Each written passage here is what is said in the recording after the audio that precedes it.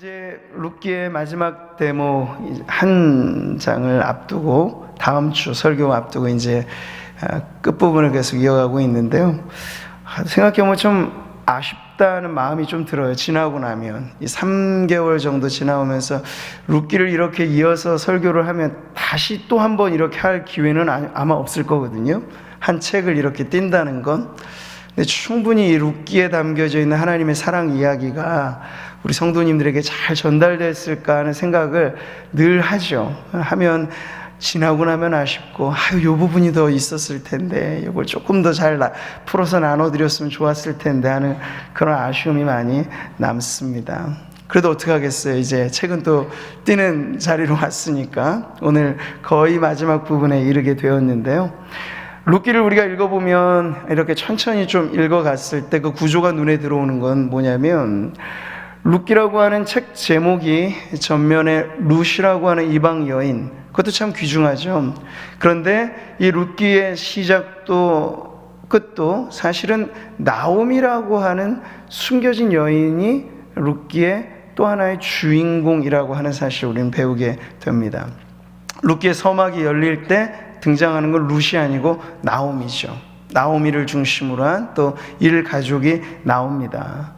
그래서 나오미 하면 얻고자 길을 떠났는데 모든 걸 잃어버린 여인, 텅 빈 인생의 주인공입니다. 하나 둘씩 잃더니 남편 잃고 자식 잃고 재산 잃고. 그래서 나오미만큼 아마 인생의 이 진리를 쓰라린 아픔으로 경험했던 사람이 없을 거예요. 인생은 빈손으로 왔다, 빈손으로 간다. 네. 이게 사실 전도서가 가르쳐주는 인생의 잠언이기도 한데요. 사람이 해 아래에서 행하는 모든 수고와 마음에 애쓰는 것이 무슨 소득이 있으랴. 일평생에 근심하며 수고하는 것이 슬픔뿐이라. 그의 마음이 밤에도 쉬지 못하나니 이것도 헛되도다. 바람을 잡으려는 것 같다는 이 세상, 그러니까 하나님을 경외함 없이 하나님을 중심으로 모시는 삶이 아니라면 이 잠언이 이 솔로몬의 저작으로 우리가 받을 때 솔로몬과 같이 권세와 부와 명예 다 가져본 사람은 드뭅니다. 전무후무한 영광을 누렸죠. 그런데 솔로몬이 돌아왔을 때 인생은 바람을 잡으려는 것 같다, 헛되다. 이게 사실 인생의 보편적인 진리를 가르쳐 주는 건데요. 나오미도 예외는 아니었죠. 헛됨의 인생을 온몸으로 체득한 지나온 세월을 보게 되는 겁니다. 자, 그런데 하나님의 은혜로 1장에서부터 나오미가 돌아오면서 룻과 함께 귀환하고 귀향하는 그러한 여정을 보면서 과정이 참 길었고 10년이 넘는 세월을 소모하였으니까요. 오는 길도 멀었습니다. 그렇지만 그가 정한 방향, 고향 땅, 또 하나님이 함께 하시는 그 약속의 땅으로 돌아오는 방향은 틀리지 않았습니다. 물론 나오미가 왔다고 해서 일순간 금이 환영한 것이 아니었기 때문에 누구 하나 환대를 해주지 않고 환영받지 못한 귀환이었죠. 반겨주는 이 없이. 그래서 가꾸어 먹을 땅마저 잃어버린 빈털터리 인생으로 돌아온 나오미의 이야기가 룻기의 서막을 여는 것이죠. 우리는 누가복음 15장의 스토리와 나오미의 스토리가 비슷하게 겹쳐지는 걸 보게 됩니다. 멀리 떠났다 다시 돌아오는 탕자의 이야기가 바로 나오미 개인의 삶에 있어서도 그대로 그 패턴이 이어지는 것을 보게 되죠. 사람은 어느 누구도 나오미를 그렇게 환영해 주지 않았지만 이 룻기에 보이지 않는 저자이시고, 그리고 드러나지는 않지만 가장 룻기의 스토리를 완성하시는 하나님이 나오미를 기다리고 나오미를 반겨 맞아주는 그 사건을 보는 거죠. 탕자의 이야기가 이렇습니다. 아직도 거리가 먼데 아버지가 그를 보고 측은히 여겨 달려가 목을 안고 입을 맞추는 이 모습. 지금의 시점에서 보면 이제 나오미가 하나님의 품을 그렇게 다시 돌아온 이야기로 룻기는 여인으로서 탕아와 같았던 한 여인의 이야기를 그렇게 보여주고 있습니다.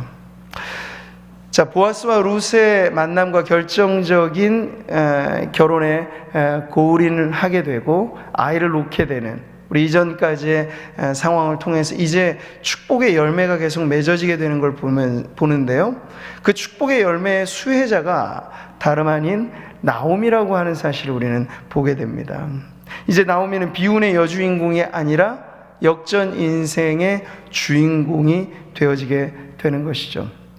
자, 이 룻기, 지금의 제가 짧게 정리해드리는 룻기의 이야기 안에서 나오미를 중심으로 한 이야기를 보면요, 해 아래 새 것 없는 인생을 나오미는 보여주지만 이 룻기가 보여주는 반전의 이야기, 만남을 통해서 흐르는 하나님의 축복과 결정적으로 하나님이 섭리로 다스리실 때 인생에 닫혀진 문들은 언제든지 열려질 수 있다는 절대 희망, 하나님의 그러한 믿음의 법칙들이 나오미에게 적용될 때 그리스도 안에서 새롭지 않은 피조물은 또한 없다는 것을 나오미는 그의 삶을 통해서 보여주고 있습니다. 우리는 계속해서 인생의 법칙을 전도서가 말하는 보편적인 하나님을 경외하지 않기 때문에 목적으로 삼는 그 어떤 것이라도 결국 마지막 자리에 가면 허무밖에는 없는 인생을 살 것인가, 아니면 나오미로 대변되어지는 그렇게 새로울 것 없는 인생도 하나님의 은혜 안에서 우리가 믿는 그리스도 안에 있다면 언제든지 새로워지는 회복의 인생을 살 것인가? 여러분, 어떤 인생을 추구하시겠습니까? 실패하고 또 실패하였다고 해서 그게 내 인생으로 받아들여질 것이 아니고, 문제는 우리는 언제든지 하나님 안에서, 하나님의 은혜와 사랑 안에서 새롭게 회복될 기대와 소망을 갖고 살라고 하나님은 이 나오미의 인생 스토리를 우리들에게 이 룻기를 통해서 보여주고 계신 겁니다. 오늘도 그래서 이 말씀을 통해서 함께하는 우리 성도님들의 마음 가운데 이 축복이란, 은혜란 나와는 먼 이야기라고 받아들이지 마시고 그리스도 안에서 하나님의 은혜로 말미암아 여기 계신 어느 누구라도 나오미같이, 나오미는 이 세상의 역사에서는 사실 누구도 눈여겨봐주지 않은 인물이잖아요. 사사시대에 누구 하나 이 여인에 대해서 관심을 갖지 않는, 그러나 하나님께서 눈여겨보셔서 하나님의 나라의 아주 극적인 주인공을 만들어주신 것처럼 오늘도 예배하는 우리 성도님들 어느 누구라도 그리스도 안에서 새롭게 되지 못할 인생은 없다는 믿음을 갖고 하나님을 바라보시기를 축복합니다. 자, 이제 우리는 오늘 본문을 통해서 채워져가는 나오미, 이전까지는 텅 빈 인생이었지만 하나님이 그 인생을 어떻게 채우시는지를 보게 됩니다. 14절의 말씀을 같이 한번 읽어보겠습니다. 여인들이 나오미에게 이르되 찬송할지로다, 여호와께서 오늘 내게 기업 물을 자가 없게 하지 아니하셨도다. 이 아이의 이름이 이스라엘 중에 유명하게 되기를 원하노라. 이 주변 사람들이, 여인들이 나오미에게 지금 해주는 찬사이죠. 그리고 이 안에는 나오미의 인생을 그렇게 역전시킨 하나님에 대한 찬양이 담겨져 있습니다. 처음에 베들레헴으로 귀환할 때 서금의 온 성읍 사람들이 나오미를 알아봐 주었죠. 근데 그 나오미가 아니냐라고 하는 그 표현 안에는 참 나오미의 입장에서는 전혀 기쁨도 아니고 즐거움도 아닌, 나오미의 이름의 뜻이 기쁨과 즐거움인데, 그리고 주변의 사람들 역시도 이 여인이 과연 우리가 10년 전 보았던 그 기쁨의 여인 나오미가 맞나 할 정도로 세월의 풍상에 늙고 병들고 아파하는 그 여인에게 있어서 온 성읍에 알아봐주는 그것은 오히려 나오미에게 더 큰 쓰라린 고통과 현실을 각인시켜주는 내용이었는데요.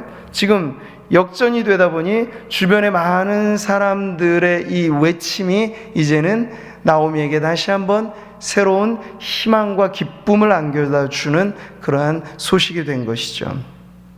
베들레헴에 이를 때 온 성읍이 1장 19절에 이렇습니다. 그들로 말미암아 떠들며 이르기를 이가 나오미냐 하는지라. 바로 이 대목이죠. 나오미는 여기서 자기의 이름까지 부정을 합니다. 나는 더 이상 나오미라고 부를 받고 싶지 않다. 내 이름을 더 이상 즐거움이라 기쁨이라 말하지 말고 오히려 나를 마라라고 불러다오.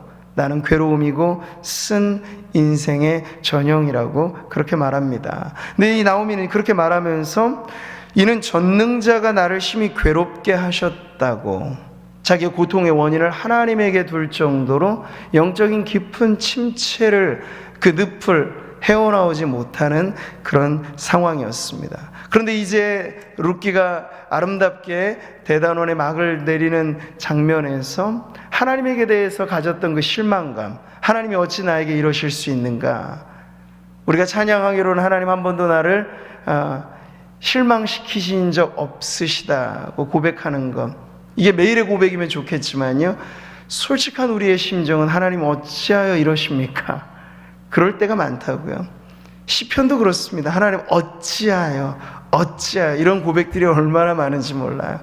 현실의 우리의 마음은 나오미처럼 신앙의 침체를 자주자주 경험하면서 고통의 원인이 하나님인 것처럼 느끼며 살 때가 있다는 것이죠. 근데 그런 나오미의 인생에 다시 한번 볕이 비춰지고 희망의 태양이 떠오르게 되니까 하나님에게 대한 실망감은 이내 하나님에게 대한 감사와 찬양으로 바뀌게 되는 것을 보게 됩니다. 이 여인들의 축복이 이제는 진심으로 받아들여지는 시점에 와 있습니다. 왜냐하면 지금 나오미의 품 안에 오늘 성경이 묘사해 주고 있는 것처럼 피 한 방울 사실은 연관성 있게 섞이지 않았어요. 룻과 보아스 사이에 낳은 아이이기 때문에 실제 나오미하고는 어떤 당시의 사회가 규정해 준 넓은 의미에서의 법적인 그런 관계로 말해지기 전까지는 나오미와 전혀 상관없는 아이가 지금 떡하니 나오미 품에 안겨져 있는 것을 그림처럼 보여주고 있죠. 그러니까 여인들이 지금 나오미 품에 안겨져 있는 이 아이를 보면서 이렇게 찬사와 찬양을 두루 고백하고 있다는 것이에요. 그만큼 이제 실제적으로 나오미의 삶이 회복되었다라고 하는 걸 보여주고 있습니다. 하나님이 우리에게 주시는 축복은 그저 입에 발린 좋은 소리가 아니고 실제로 우리의 삶을 현실의 삶에서 회복시키신다고 하는 것이 나오미 품 안에 안겨져 있는 이 아이의 모습을 통해서 드러나고 있는 것입니다. 나오미로 말하자면 인생의 해질녘, 그렇죠? 그리고 이 룻기는 적어도 우리가 보면 사사시대 끝물쯤에, 그러니까 사사시대 끝물이라고 하는 건 뭐냐면 악이 극에 달하는 시점이에요. 모든 사람들이 다 자기의 소견에 오른 대로 행하는, 사사들의 리더십마저도 제대로 통하지 않는, 그 사사기가 끝물로 갈 때 비행 사사인 삼손의 이야기가 나오잖아요. 그리고 삼손 이야기를 지나고 나면 더 이상 사사들의 지도력마저도 별 볼 일 없어져 가고 있는 그러한 시대적인 상황, 이 모든 것이 끝물입니다. 해질녘입니다. 그런데 룻기는 바로 인생의 해질녘에도 하나님이 함께 하시고 은혜를 베풀어 주시면 언제고 새로운 희망은 떠오른다는 걸 보여주고 있는 것입니다. 오늘도 우리는 인생의 다양한 과정에 살아가시는 성도님들로 모였습니다. 잠옷실에 있는 어린 아이들에게서부터 우리 정말 8, 90대 이르는 어르신들까지 이 자리에 같이 있죠. 근데 하나님의 은혜의 법칙은요, 인생의 어떤 구간, 그러니까 어린아이라고 더 희망이 있는 것도 아니고 노인이고 노년의 삶을 산다고 더 절망적인 것도 아닌 거예요. 하나님의 은혜의 법칙은 언제나 인생의 어떤 구간을 지날 때든지 하나님이 함께 하시고 하나님이 지켜주신다면 인생은 언제나 새로운 기대를 가질 만한 하나님의 축복이라고 하는 것을 지금 나오미가 이 노년의 인생의 해질녘의 품에 안은 어린 아이, 그러니까 할머니와 갓 태어난 아이 서로 이질적으로 보여지잖아요. 그런데 이것이 하나님 그림처럼 보여준 하나님의 은혜라고 하는 사실을 보게 됩니다. 그러니까 여러분이 지금 인생의 어떤 구간에 있는지가 문제가 아니라고 하는 사실을 잊지 마시기 바랍니다. 우리의 삶의 환경과 형편보다 하나님 나를 붙잡아 주시고 극적인 하나님의 드라마가 내 인생 가운데 언제라도 다시 우리가 역전되고 반전되는 나오미식의 인생 역전의 주인공이 될 수 있다는 사실을, 그 기대를 갖고 하나님을 의지하는 믿음을 가지시기를 축복합니다. 자, 본문 14절의 말씀처럼 보아스와 룻 사이에 태어난 아이가 지금은 이제 어떻게 됩니까? 나오미의 기업 물을 자가 되었다고 표현하고 있습니다. 근데 룻기에서 조금 더 신학적인 의미의 기업 물을 자, 고엘이라고 불려진 구속자는 물론 보아스가 그 역할을 하였습니다. 근데 지금 와서 이 아이가 나오미의 기업 물을 자가 되었다라고 하는 건 그러한 어떤 관습적인 의미보다도 실제로 연약하고 노년에 병들어가는 나오미에게 있어서 이 아이가 이제 자신의 노년의 삶을 책임져주고 어떤 희망을 안겨주고 기력을 회복해주는 그러한 역할을 해줄 것이다 라는 의미에서 나오미의 기업 물을 자라고 지금 표현해주고 있는 것이에요. 15절의 말씀 같이 한번 읽겠습니다. 이는 내 생명의 회복자이며 내 노년의 봉양자라. 곧 너를 사랑하며 7 아들보다 귀한 내 며느리가 낳은 자로다 하니라. 이 룻에 대한 찬사도 엄청나죠. 7 아들보다 귀한. 아들의 씨가 마른 집안이잖아요. 예, 나오미로 말하자면. 근데 룻이 그 7 아들, 그러니까 완전수로 표현할 만한 그런 자식의 복보다 룻이 안겨준 축복이 더하다라고 하는 걸 지금 보여주고 있는 겁니다. 그래서 15절에 나오는 이 아이가 나오미에게 어떤 역할을 해준다고요? 생명의 회복자, 그리고 노년의 봉양자가 되어준다고 말해주고 있습니다. 우리는 하나님께서 아브라함을 부를 때부터 이 축복의 원리가 이와 같다는 것을 배웁니다. 하나님은 아브라함을 불러서 복의 근원 삼아 주셨습니다. 천하 만민이 너로 말미암아, 그리고 내 후손을 통하여. 그러니까 하나님의 축복은 한 세대에 머무르지 않고 계속해서 이어지는 속성을 가지고 있습니다. 우리는 하나님의 저주에 대해서 십계명과 하나님의 율법이 말하여 있는 바, 나를 사랑하지 않고 계명을 지키지 않는 자에게 있어서 하나님 3세 4대까지 그 저주가 흐르게 된다라고 하는 것을 무섭게 받아들입니다. 가게 흐르는 저주니 하는 이런 이야기들도 있죠. 근데 그거보다 더 중요한 걸 잊고 살아요. 그건 뭐냐면 나를 사랑하고 내 계명을 지키는 자에게는 1000대까지 은혜를 베푸시는 게 하나님이세요. 그러니까 3, 4대의 저주가 우리를 두려워하게 만드는 게 아니고 하나님을 적극적으로 모시고 하나님을 사랑하며 하나님을 의지하며 살아갈 때는요, 그 끝을 헤아릴 수 없는, 1000대라고 하는 건 어느 정도까지예요? 그 끝을 모르는 거예요. 하나님의 축복은 저주와 비교할 때 비교할 수 없을 정도로 엄청나다고 하는 사실을 강조하는 표현이에요. 그러니까 3, 4대까지의 저주에 머물러서 두려워하지 마시고 그 다음에 여러분의 믿음을 쏟아놓으시기 바랍니다. 나를 사랑하고 내 계명을 지키면 자손 3, 4대 뿐만 아니라 자손 10,000대에 이르는 하나님의 축복이 흐르게 됨을 믿으시기 바랍니다. 그래서 이 노년의 봉양자, 생명의 회복자의 역할을 하는 이 어린 아이를 통해서 대가 끊겼던 집안, 더 이상 자식에 기대할 만한 곳이 없었던 나오미에게 있어서 새로운 계보가 쓰여지는 것을. 그래서 룻기는 다음 주에 보겠지만 마지막이 족보로 끝나는 특이한 책이잖아요. 근데 그 족보가 가지고 있는 의미가, 아담의 족보의 특징은 죽음의 계보예요. 죽고 죽고. 근데 그리스도의 계보는 낳고 낳고 생명의 족보죠. 지금 룻기에서부터 그것을 그림처럼 미리 앞당겨서 보여주는 게 바로 생명의 족보를 나오미가 품에 안은 이 아이를 통해서 시작하시는 하나님을 우리가 보게 되는 거죠. 이건 성경이 우리에게 가르쳐주는 대표의 원리가 있습니다. 이 아이의 이름이 이제 오벳이라고 주변의 사람들이, 이웃 사람들이 지어준 이름이기도 한데요, 이 아이를 통해서, 그리고 보아스를 통해서 여기 모두가 다 대표의 원리를 보여주는 것입니다. 어제도 보니까 저는 전체를 보지는 못했지만 결과로는 아시안컵에서 극적으로 연장전을 해서 우리 국가대표팀이 승리를 거뒀다고 하죠. 근데 그때 왜 우리는 보면서 열광을 할까? 뛰는 건 저 손흥민이고 그 몇몇 안 되는 사람들인데 우리가 막 열광을 합니다. 여기 보이지 않는 대표의 원리가 있는 거예요. 태극 마크를 달고 뛰면 저 선수들의 승리가 그들에게 것만이 아니라 온 국민이 함께 기뻐하는, 우리가 막 기뻐서 막 덩실덩실 춤을 추는 우리의 승리가 되는 거죠.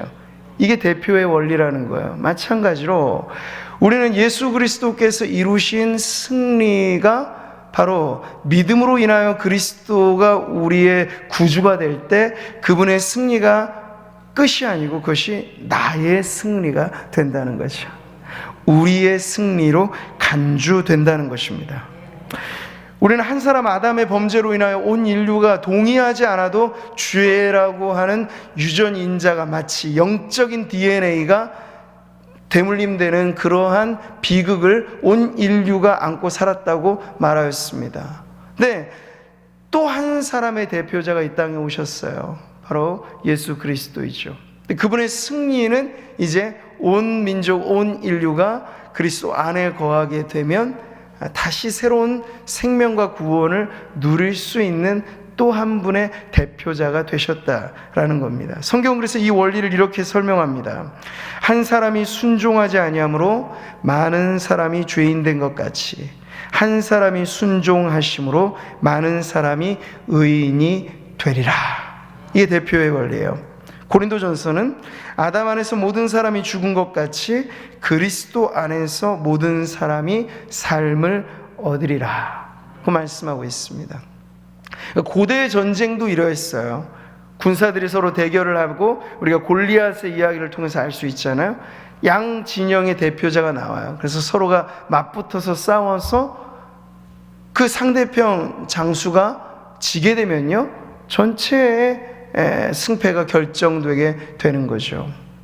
자, 오늘 우리는 신앙의 삶에 있어서 바로 이러한 대표의 원리로서 예수 그리스도께서 이루신 그런 구원의 성취가 오늘 우리에게 축복으로 전해지고 있다라고 하는 사실을 잊어서는 안 되겠습니다. 그래서 우리 스스로 안간힘을 다하는 것이 신앙이 아니고요, 우리의 신앙은 언제나 의존적인 것입니다.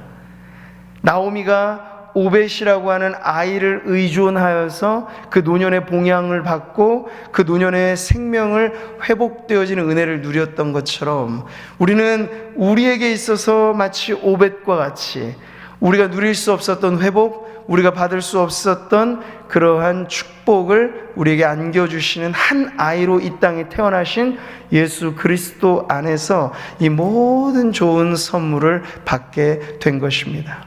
신앙은 언제나 이 대표자 되신 예수 그리스도를 붙잡고 바라보고 의존함으로써 그분의 것이 나의 것 된다는 확신을 갖는 것입니다.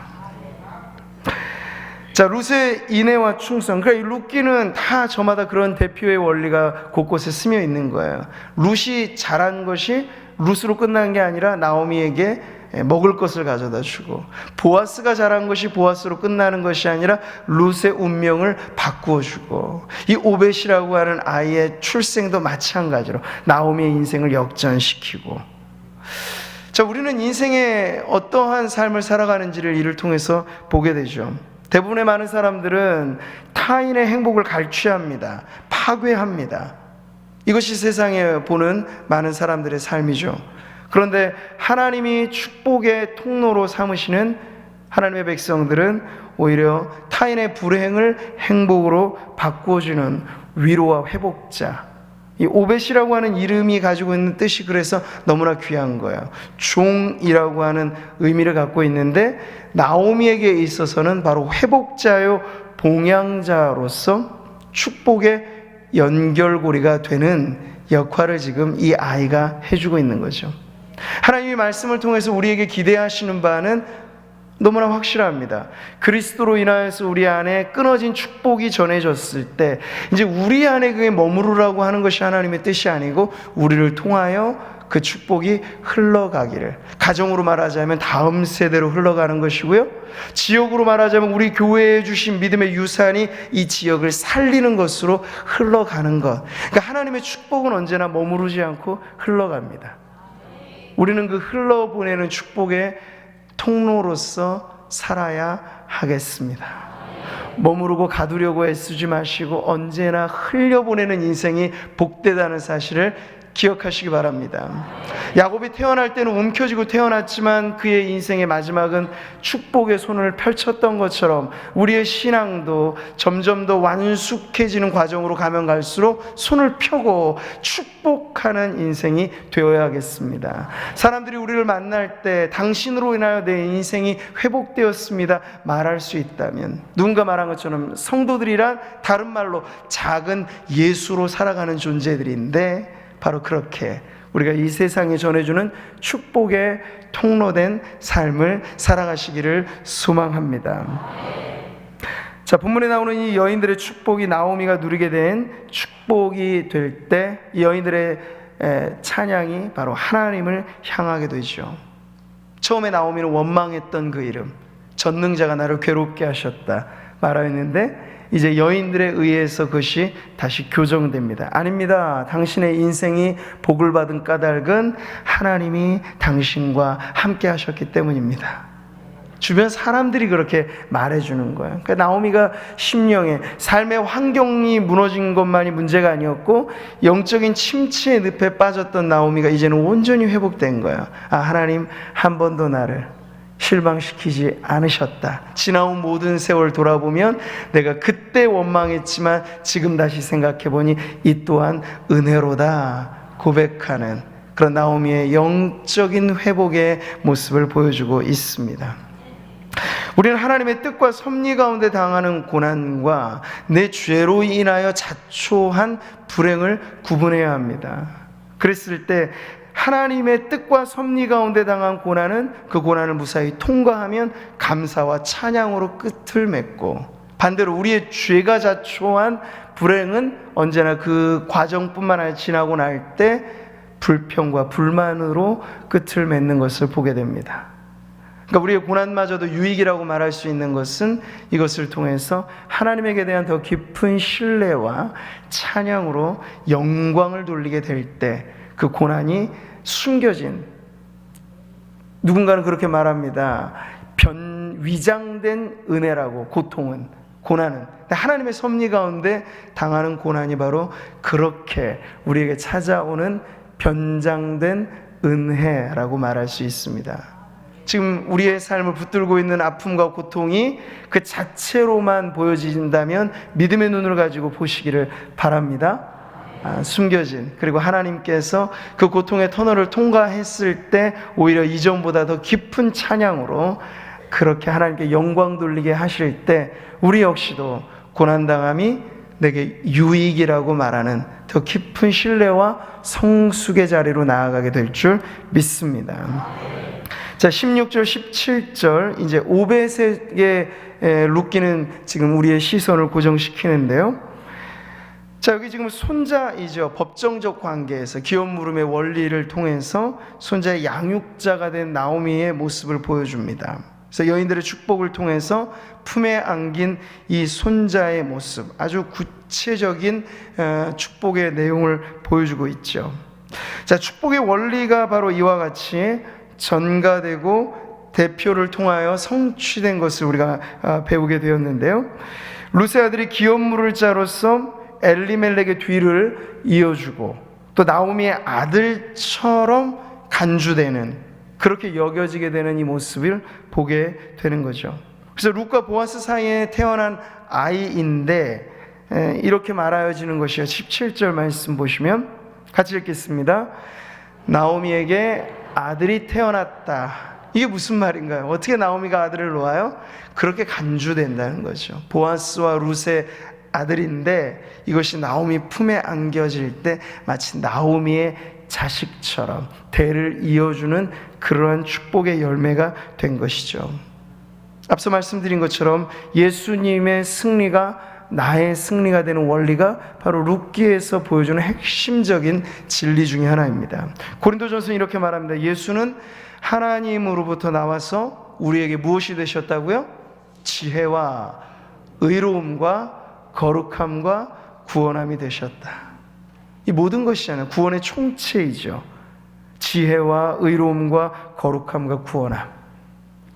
예수님이 우리에게 이 모든 것을 안겨주셨다라는 사실을 가르쳐줘요. 우리가 이걸 개별적으로 얻으려고 하면 도무지 다다를 수 없는 축복이죠. 의로움도 그렇고 거룩함도 그렇고. 근데 예수님 안에 이 모든 게 담겨져 있는 거예요.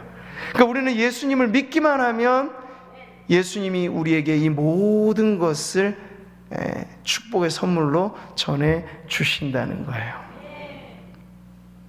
자, 17절 말씀. 그의 이웃 여인들이 그에게 이름을 지어 주되 나오미에게 아들이 태어났다 하여 그의 이름을 오벳이라 하였는데 그는 다윗의 아버지인 이새의 아버지였다라고 오늘 본문 마지막 구절은 이렇게 말해줍니다.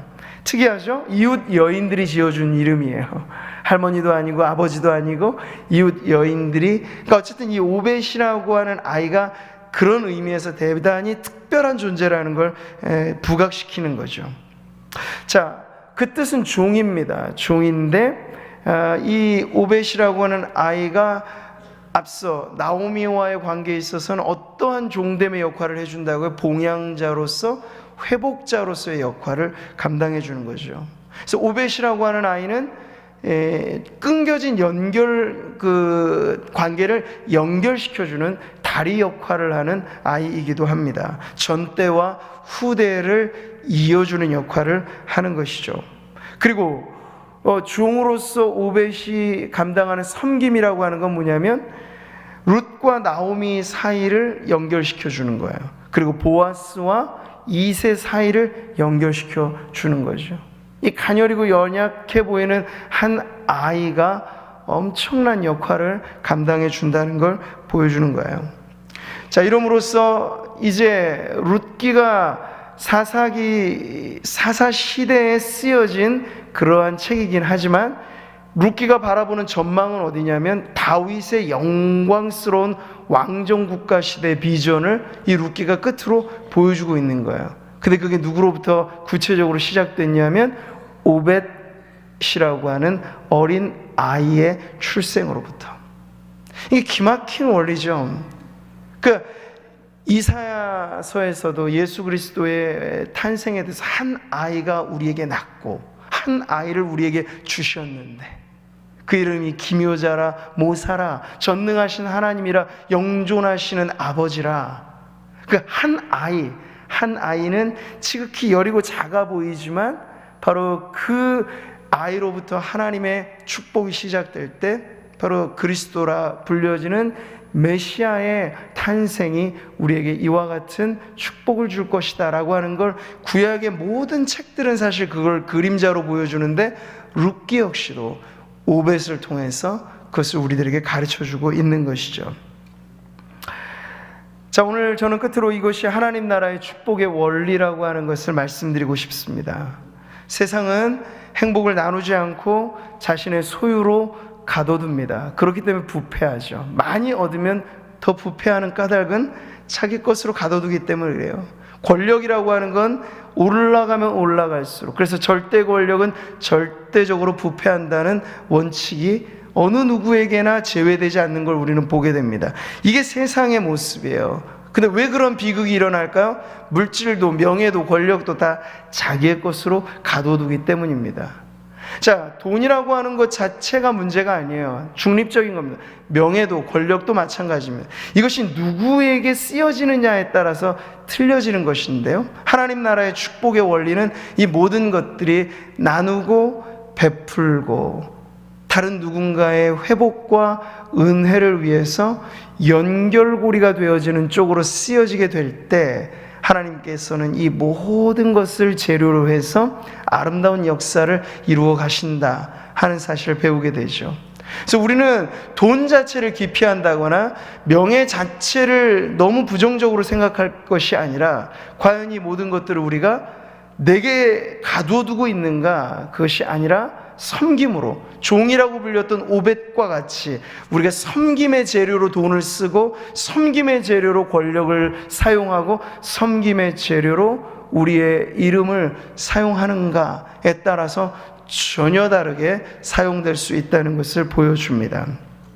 마치 애굽의 흉년 시절 요셉은 자기에게 있었던 권력과 지혜를 통해서 곳간을 열죠. 그래서 애굽 땅뿐만 아니라 주변의 모든 나라들의 그 굶주림의 문제를 해결해 주는 역할을 하는 것을 보게 됩니다. 마찬가지로 하나님께서 우리에게 주신 이 모든 축복을 통해서 우리는 하나님의 나라 이 번성의 법칙, 곳간을 열고 나누고 베풀므로써 축복이 더욱더 풍성하게 흘러가는, 대가 끊겼던 집안의 대를 연결해주고 암울한 역사를 다시금 새로운 희망으로 쓰게 하는 그러한 역할들을 우리로 하여금 하게 하시는 하나님의 기대를 우리가 깨닫게 되기를 바랍니다.